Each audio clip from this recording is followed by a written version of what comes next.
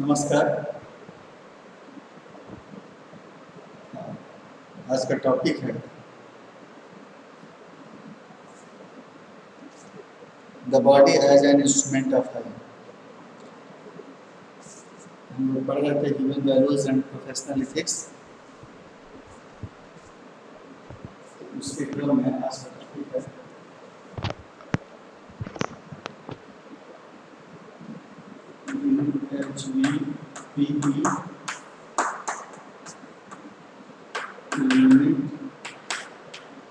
Second.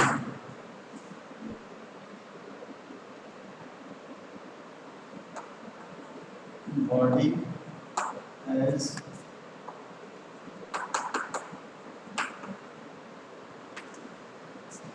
Instrument of health, अर्थात शरीर आत्म के उपकरण के body as an instrument of I, अर्थात शरीर आत्म के उपकरण के रूप में। जब हम कहते हैं कि जो बॉडी है, जो शरीर है, वो हमारा उपकरण है, इसका मतलब ये हुआ कि जो कुछ भी है उसमें जो डिसीजन मेकर है, जो निर्णय लेने वाला है, वो मैं हूँ।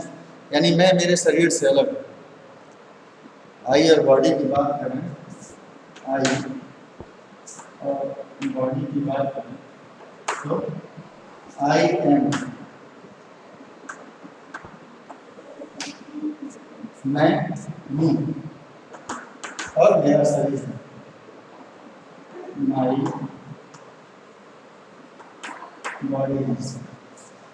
मैं हूँ और मेरा शरीर है।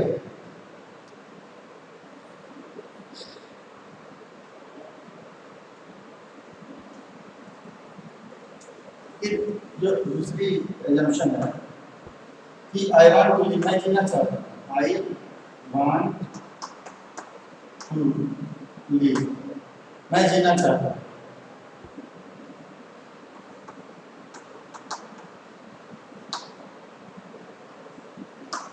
मैं जीना चाहता हूँ। I want to use my body as an instrument। मैं जीना चाहता हूँ और जीने के लिए मैं अपने शरीर का उपयोग करता हूँ। मैं जीना चाहता हूँ और जीने के लिए मैं अपने शरीर का उपयोग करता हूँ।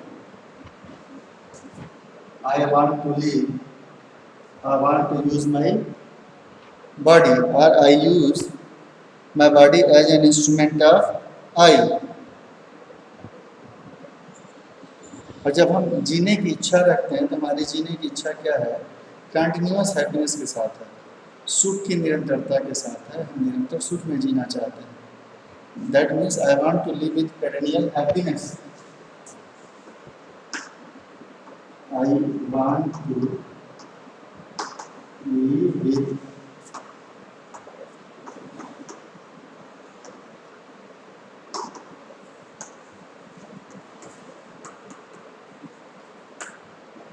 मैं सुख की निरंतरता के साथ जीना चाहता हूँ। I want to live with perennial happiness. So I take the responsibility। अब मैं जिम्मेदारी लेता हूँ। Decision who is taking decision? It is I, it is self who is taking decision. So for perennial, to ensure perennial happiness within myself, within me, what I do, I nurture my body।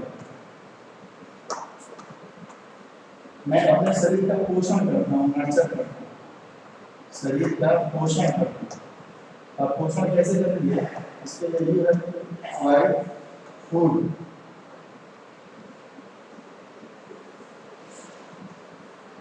Water, ये सब चीज़ें हम अपने शरीर को provide करेंगे शरीर के पोषण के अर्थ में। अब ये बड़ी महत्वपूर्ण बात है ना कि जब हम कुछ खाते हैं तो हमको ये ध्यान में रखना है। सामान्य तौर पे क्या होता है, सामान्य तौर पे जीवन में ये होता है कि जब व्यक्ति भोजन करता है तो भोजन करते समय जब प्रोसेसिंग करना, बॉडी आपका शरीर आपको इंडिकेटर देगा भूख की, एपेटाइट, तो आप क्या करते हैं कि भोजन की प्रोसेसिंग करते हैं और प्रोसेसिंग करने में इस बात का ध्यान रखते हैं कि कैसे भोजन को टेस्टी बनाए, काफ़ी स्वादिष्ट बनाया जाए। और कई बार स्वादिष्ट बनाने के क्रम में इस बात का ध्यान भी नहीं रहता है कि उसमें पोषक तत्व बचे, जो न्यूट्रिएंट्स शरीर को जिन न्यूट्रिएंट्स की वजह से शरीर को हम भोजन देते हैं वो न्यूट्रिएंट्स बचे भी हैं कि नहीं बचे।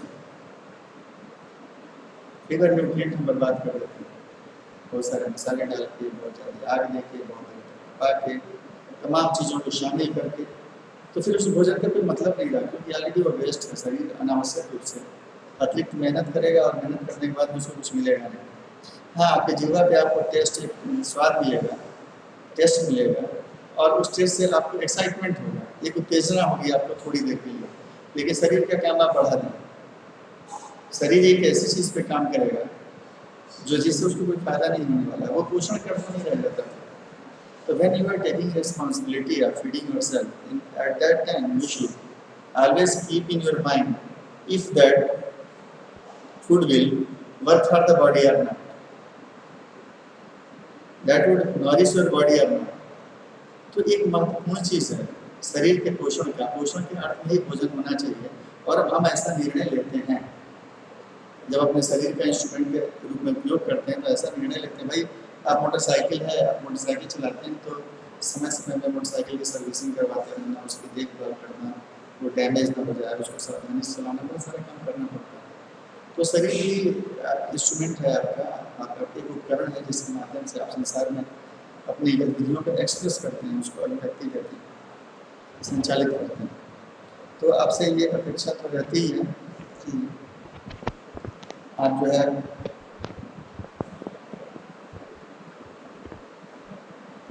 आपसे ये अपेक्षा रहती है कि आप जो है शरीर का के पोषण का ध्यान रखें। दूसरी महत्वपूर्ण चीज़ है शरीर के लिए जो काम हम करते हैं वो है नर्चर ऑफ द बॉडी के बाद protection of the body, protection of the body, यानी शरीर की सुरक्षा। शरीर की सुरक्षा ये एक महत्वपूर्ण चीज है। शरीर की सुरक्षा, अब शरीर की सुरक्षा के लिए क्या करना? शरीर की सुरक्षा के लिए हमको इस बात का ध्यान देना है कि हमारे पास पर्याप्त क्लोथ्स हैं, कपड़े। कपड़े क्या करते हैं? कपड़े हमारे शरीर के तापमान को नियंत्रित रखते हैं, बाहर के धूल धक्कड़, गर्मी या ठंडी, तमाम चीज़ों से हमारा बचाव करते हैं।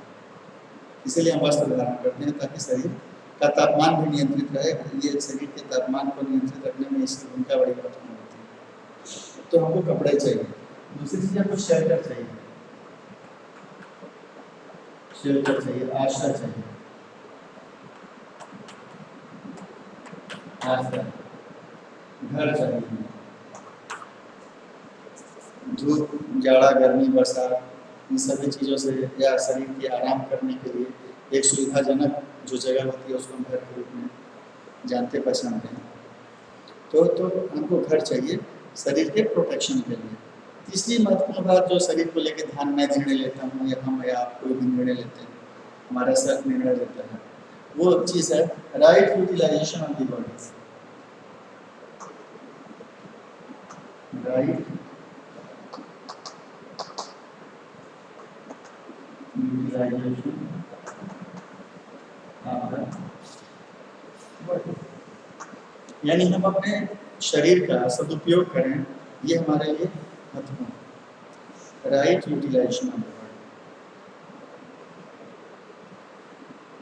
जैसे कॉलेज से आपको, घर से आपको कॉलेज जाना है, और अगर मीलों आप पैदल चलते हैं तो आप देखेंगे आपके शरीर की इतनी ज़्यादा ऊर्जा क्षारित हो जाएगी, इतनी ज़्यादा एनर्जी डिसिपेट हो जाएगी बॉडी से, इतना कैलोरी बर्न हो जाएगा कि उसके बाद 7 घंटे कक्षा में बैठ के पढ़ने में हो सकता है कि आपको वीकनेस महसूस हो, शरीर से जिस परफॉर्मेंस की, जिस पार्टिसिपेशन की उम्मीद करते हैं अपने क्रियाविधियों में, आपका शरीर उतनी तत्परता से पार्टिसिपेट न कर पाए, सहभागिता न कर पाए, तो फिर इसके लिए क्या उपाय है? शरीर का सदुपयोग करने के लिए हम क्या करते हैं? हम सवेरे किसी साइकिल पर बैठ जाते हैं, किसी बस पर बैठ जाते हैं, कार पर बैठ जाते हैं, मोटरसाइकिल पर बैठ जाते हैं और अपनी बॉडी को यहाँ पे पोर्ट कर देते हैं, सीधे यहाँ पे ले आके रख देते हैं, तो हमारा उसको वाहन को चलाने में जो ऊर्जा खत्म हुई, लेकिन वो कम, तुलनात्मक रूप से कम ऊर्जा खत्म होती है और हम एग्जॉस्ट हुए बिना कॉलेज आ जाते हैं, आराम तक से शाम तक पढ़ते हैं, फिर अपनी बॉडी को ले आकर घर पे पोर्ट कर देते हैं। तो right utilization of body ensure करना ये हमारी जिम्मेदारी होती है कि हम शरीर का सदुपयोग करें। तो ये शरीर के स्तर पे ये चीज़ें बड़ी महत्वपूर्ण हैं। तो इन्हीं सारी चीज़ों को हम भौतिक सुविधा के रूप में लेते हैं। These are physical facilities. और ये जो फिजिकल फैसिलिटीज हैं, भौतिक सुविधाएं हैं, ये भौतिक सुविधाएं हमारे बॉडी के लिए होती हैं, शरीर की सुरक्षा के लिए, और इसकी पूरी जिम्मेदारी शरीर की भौतिक सुविधाओं को उपलब्धता को इंश्योर करने का काम है ये आई का, सेल्फ का, कि सेल्फ अपने भीतर इतना स्किल डेवलप करे, इतनी क्षमता का विकास करे कि ये इंश्योर कर पाए इन भौतिक सुविधाओं को जो शरीर के संचालन के लिए, शरीर के साथ जीने के लिए हमको जरूरी है। इसके बाद है to understand and to live in harmony at all 4 levels is the programme for my perennial happiness. अब क्या है कि हम क्या करते हैं कि हमने बताया था कि जीवन के 4 स्तर हैं, 4 लेवल्स हैं और 4 डायमेंशंस हैं। 4 dimensions are our thought, our behavior, our work, our realization. These are 4 dimensions of individual, and individual, family, society and nature are existence. ये 4 लेवल्स हैं। तो चारों लेवल पे हम एक व्यवस्था को सुनिश्चित कर पाएँ, व्यवस्था पूर्वक जी पाएँ। हम प्रकृति से तमाम भौतिक सुविधाओं को प्राप्त करते हैं और इनको प्राप्त करने में परिवार और समाज हमारे लिए सहयोगी होता है। तो इन सब में ऑलरेडी एक इनहेरेंट सिस्टम है, एक हार्मनी है, इनहेरेंट सिस्टम है, एक बनी बनाई व्यवस्था है, और हमको अपने जीवन को ऐसे जीना है कि उस बनी बनाई व्यवस्था में कहीं भी अवरोध उत्पन्न न हो, वो बनी बनाई व्यवस्था निरंतरता में बनी रहे, ऐसा हमें इंश्योर करना है।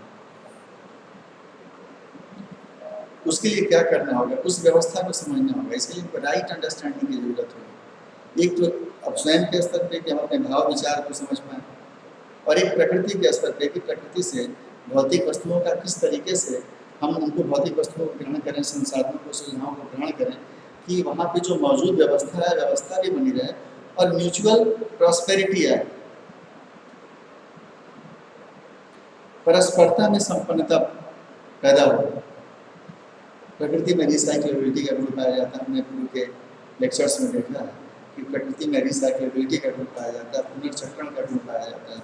इस पुनर्चक्रण के गुण से जैसे पत्तियां पेड़ से गिरती हैं और वो फर्टिलाइजर में कन्वर्ट हो जाती हैं, वही फर्टिलाइजर फिर उसको पोषण देता है पेड़ से और फिर उससे पत्तियां निकल आती हैं।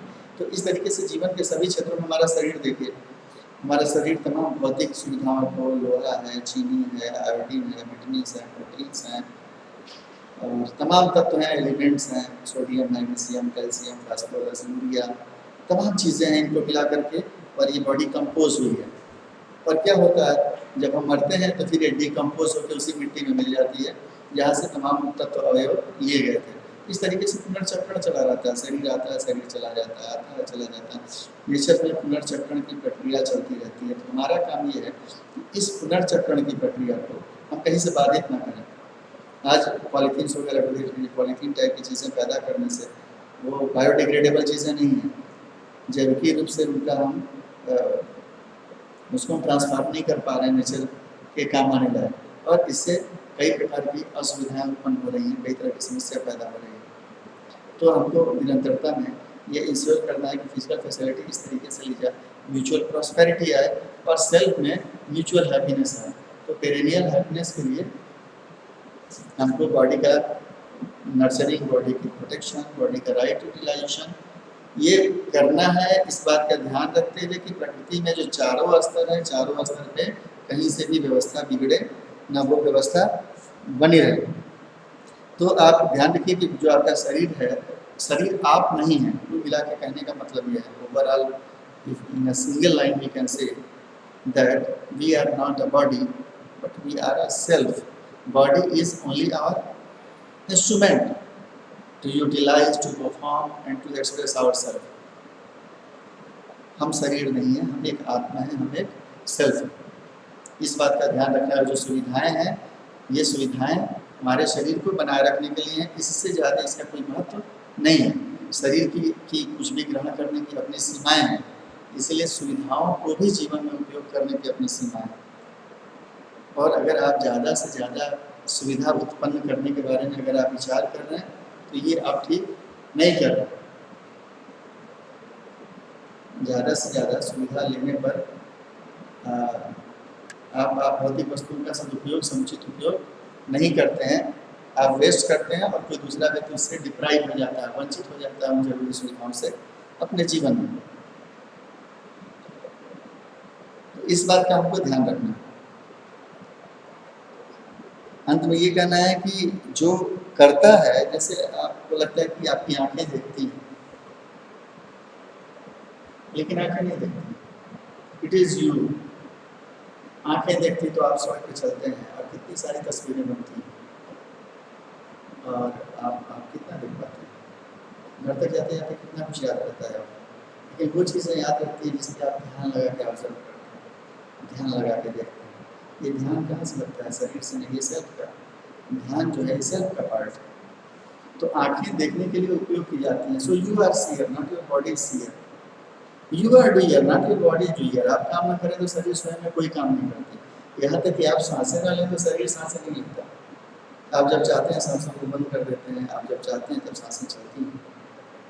इतना मसला, यानी कि you have to decide whether you will breathe or not. ये भी ऑटोमेटिक नहीं है, स्वचालित नहीं है, इसका निर्णय लेना पड़ता है। तो you are a seer, you are a doer and you are enjoyer. शरीर को मजा नहीं आता, शरीर को सिर्फ आराम मिलता है। Body enjoy rest and you enjoys happiness. You enjoy happiness. आप खुशियों का आनंद लेते हैं, मजा आपको आता है, आपके शरीर को नहीं आता। आप मजा लेने के लिए शरीर का उपयोग करते हैं, बाहर से सूचनाएं ग्रहण करते हैं, अपनी इंद्रियों का उपयोग करते हैं। आपका सेंस ऑर्गन्स है, आँखें हैं, एक सेंस ऑर्गन है जिससे आप देखते हैं चीज़ों को,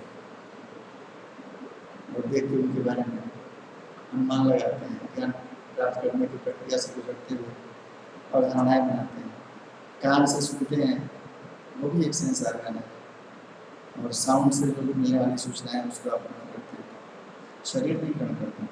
आप सो जाते हैं क्योंकि दुनिया में बहुत शोर रहता है, क्या सुनाई देता है? आपको नहीं देता। आँखें सो जाते हैं तब भी होती हैं, कुछ नहीं देखते आप। नाक है, इससे दुनिया भर की सुगंध लेते हैं, आप सांसें लेते हैं, सुगंध स्मेल सेंस ऑर्गन है। जीवा है आपका, सेंस ऑर्गन है। ये सब बाहर की दुनिया से हमको जोड़ने के इंस्ट्रूमेंट हैं, इसका हम उपयोग करते हैं तमाम तरह की सूचना प्राप्त करने के लिए और संबंधों का निर्वाह करने के लिए, जीवन का निर्वाह करने के लिए।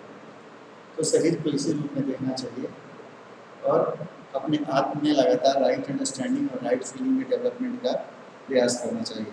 और ये मानना चाहिए कि I am seer, I am doer and I am enjoyer. तो ये जो आज का पाठ था, आज का जो चैप्टर था, that was based on the topic body as an instrument of I, यानी शरीर हमारे यंत्र के रूप में, हमारे उपकरण के रूप में। ये जो पूरा चैप्टर था human value and professional ethics, जो एकेटी में सिलेबस पढ़ाया जाता है, उसका उसके दूसरे यूनिट का अंतिम पार्ट लगभग चल रहा है।